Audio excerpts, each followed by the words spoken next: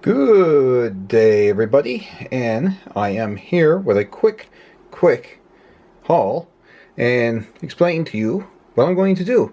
So I found at Walmart the other day a couple bags of dots, and well, I'm not really into the dot thing at all. However, I have a very specific purpose to those, and I found at the local drugstore a Harry Potter minifigure, and I had to open it up in the car because I kind of went on spec to see if it was the one I was looking for, and it was. I was trying to feel for the sword, but just couldn't do it.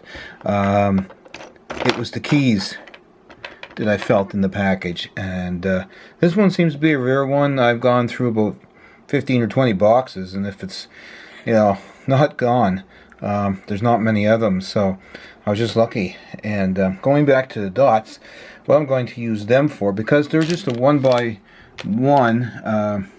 round flat top tile, I'm going to be gluing my 3D printed parts onto these, like the owls that I made for my Harry Potter display section, onto these, and they'll be able to fit onto the regular Lego parts with no problem. It's sort of, I'm going to use these as an interface between my 3D printed parts and my Lego parts.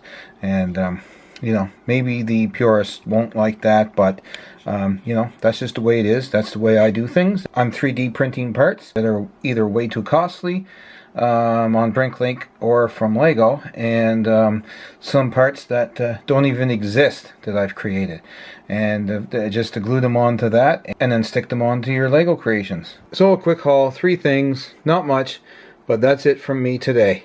Talk to you guys later.